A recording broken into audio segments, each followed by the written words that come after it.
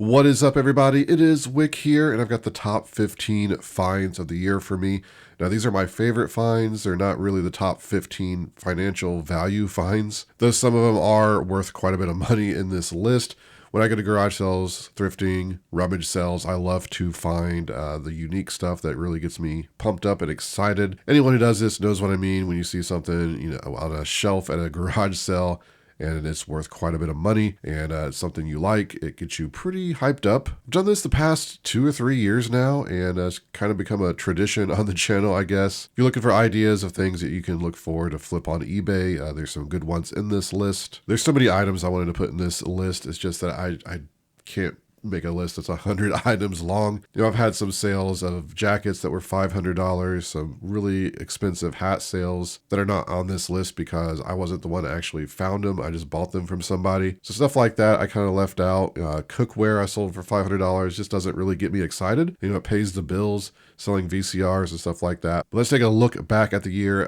Quite a good year, actually. So number 15 on my list is going to be the Monster High dolls that I found at a rummage sale. Monster High dolls has been something I get really excited about seeing when I see lots of them at a sale, and they're cheap. They got the clothes, they're in good condition, because some of them can be really valuable and they always sell. So when I saw these, I picked them up really quick at the sale and knew I was going to make some money. I think there's about a couple $100 worth there. A lot of you probably didn't expect that Monster High dolls would be on this list, but just like the Bratz dolls, it's one of those things I've been excited to come across out in the wild. That's going to lead me right to my number 14, these Build-A-Bear Plush My Little Ponies that I found at a garage sale. The guy having the garage sale, I said, how much for all of them? And he said $20. So got them all for 20, maybe it was 25. But the reason I was excited to see these was because I recently was learning about some of the My Little Pony Build-A-Bear plush that had value. I couldn't remember which ones had value. That was the really rare ones. So I just spent the $25, bought them all, and I'm like, I'm going to make money regardless, even if the rare one's not in there. When the rare one was in there,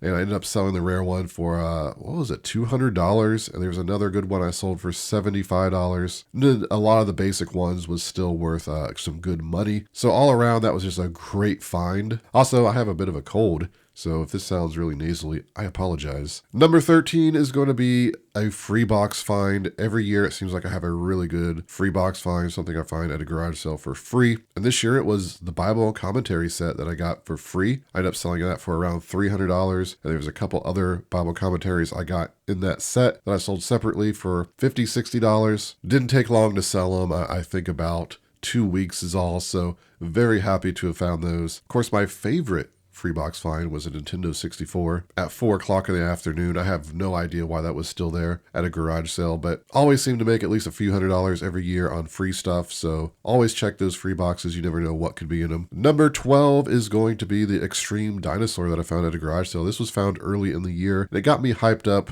It might have been the first week of going to garage sales, or the first community sale anyway. Saw the Extreme Dinosaur and I knew it was worth more than $1, and it turns out this one was rare and it was worth about $250. So I'm glad I had an eye for that, something I don't see in the wild very much of those Extreme Dinosaurs. Many of them aren't worth a whole lot, but this one was one of the rarest ones, if not the rarest one. So anytime I can spend $1 for a $250 item, it's going to get me pretty hyped, especially when it's a vintage toy. This one I was debating about putting on the list, but you know what? It got me really excited.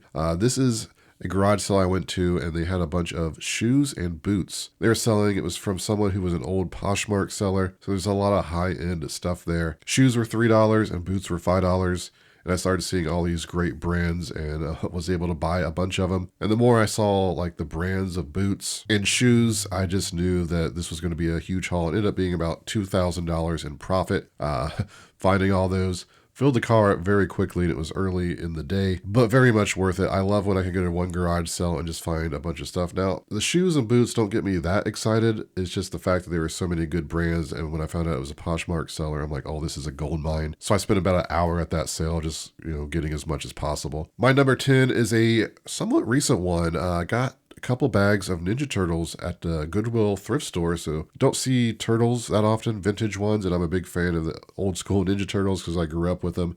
And I've kind of become a collector of them. You pick up a couple bags of Ninja Turtles at Goodwill and you see a rare figure or two, you get pretty excited. At least I do. Of course, a couple years ago, I found the new in-box turtles that were worth like $1,500 at a garage sale. I think that was my find of the year that year. But still, there's a couple rare figures in there, and anytime I see those out in the wild, I get excited because I'm looking for the scratch figure. That's on my bucket list. It's worth about $1,000. And that leads me right to my number 9. I was at a garage sale and looking at some figures, and a guy said, "Hey, I got a tote full of vintage Ninja Turtles figures over here." I'm like, "Really?" So I went over there and got all these figures, even the sewer play set.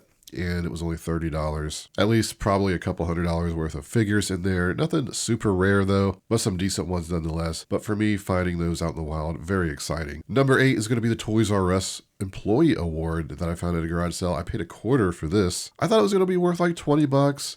I got in the car and I started looking it up. I saw that it was worth over $100. I saw some that sold for around $175, and I was going to have the cheapest one on eBay.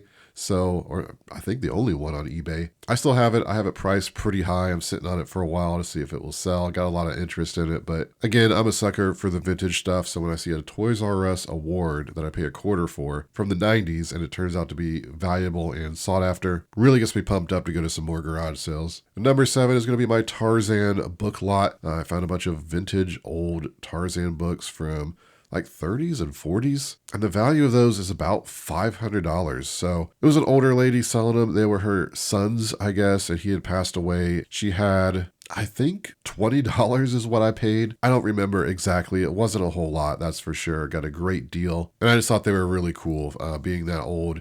And certainly something people like to buy. Number 6 was kind of a surprise for me because I went to an estate sale that I thought was starting the day I went. It started the day before, and I was in line. I'm like, "Oh, there's going to be nothing here. I should just leave."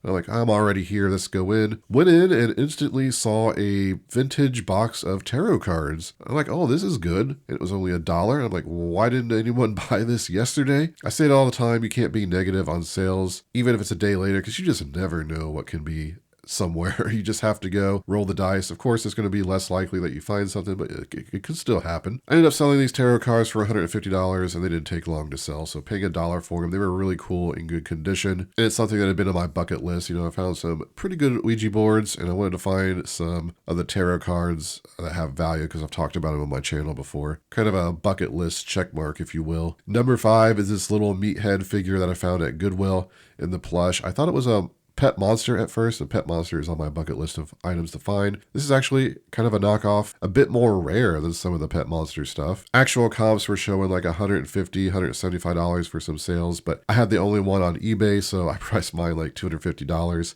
just to hold on to it for a while, try to get max dollar and just enjoy it. But as soon as I saw it at Goodwill, I knew it was something special. Just because I've looked at so much plush and you just don't see this kind of stuff, especially anything that's seemingly Pet Monster and vintage. Into the top 4 now, and we're getting into some really exciting stuff. I was at a rummage sale looking around in a room, and I just happened to see under a table a bunch of Teddy Ruxpin stuff. It was all $7. Teddy Ruxpin in the box, Grubby in the box. Had the cable, had brand new clothing, all vintage. I snagged it up, and it was about $500, maybe $600 worth of Teddy Ruxpin stuff. The cable alone, sells for like $80, all for $7. Madness. You just don't come across good quality vintage stuff like that at sales anymore, it seems like. If you come across a Teddy Ruxpin, usually it's, out of the box, it's beat up. The person at the sale wants like $40 for it, so no idea why that was priced that little for all that stuff, but wow, what a find. So at the same garage sale where I found the Ninja Turtles tote, I was finding a lot of other great items. And right before I left, the guy pulled out a tote of wrestling shirts, vintage. And as a reseller, I'm always looking for vintage wrestling shirts, right? Some of them are just huge money. There are some really good ones in that tote, like the jersey, Stone Cold Steve Austin jersey, some shirts. I just sold the jersey for $150. There's a Stone Cold Celebrity Deathmatch shirt, which was worth like, I think $200. He just kept pulling these out, and I'm like, how much? and he just said $2 a shirt. And it's just like, you just want to jump up and down, right? But you can't. You got to keep your face steady. And it's just like, yeah, I'll take this. I'll take this. I don't know, maybe $600 or $700 in shirts. So just a phenomenal find at that sale. And then at a rummage sale I was the only one there, and that's very rare when I go to a rummage sale that I'm the only one there. This is just one of those sales that they didn't advertise very well, and I benefited by happening to notice it on Facebook. But I get in there and I start looking around. I go over to the toys and I see this Ultimate Warrior suitcase. Open it up, it's filled of vintage action figures. I see some of them are Marvel figures from like the 70s. I ended up spending like $8 on all of it. Just crazy. The estimated, I think $400 in figures in there. Of course, I have all these finds, documented on my channel. A lot of you have probably seen the videos where, I found this stuff and talked about it. But it was very exciting finding these figures and going through them. They're all in good condition. I haven't listed any of them though. Just have them sitting there. I'm like, oh, I got to get to those sometime, but I'm just enjoying them right now. So let me know in the comments if you guessed my number one find. If you watch the videos consistently, you probably know what it is. And this came from the same garage sale. I found the turtle figures and their wrestling shirts. Even got some Goosebumps books there. But when I saw the Ninja Turtles figures, I asked the guy, I said, do you have any old video games as well? And he said, yes, I do.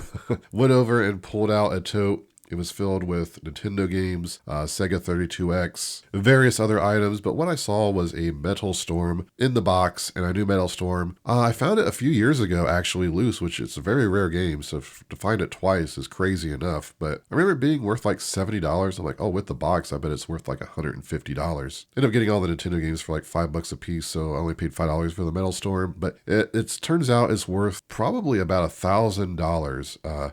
It's just so rare. It has all the paperwork, like the posters in there. Box is in really good condition. I still don't know if I want to sell it or how I want to sell it. I don't know if I want to sell it on eBay just because of the scams. But I'm a video game collector if you watch the channel, so it's very hard to find the vintage stuff. So when you pull that out and you don't know what's in there and you're digging through it, it's very exciting. It's probably the most exciting thing I can find at garage sales, honestly, and to find a rare game like that at a garage sale that was already insanely good. I think there's like $4,000 plus of good stuff that was pulled from that garage sale. So very happy to find the Metal Storm, the Nintendo games, the Turtles there, the wrestling shirts. I mean, the Goosebumps books are nice. I sold them for $100. They get me excited, but maybe not as excited for some of this stuff. They just barely missed the list. That's it. That's my top 15 favorite finds of the year. Let me know in the comments what you found this past year that was your favorite find. I love to hear about what people found. I think Metal Storm was about the thing that was worth the most money.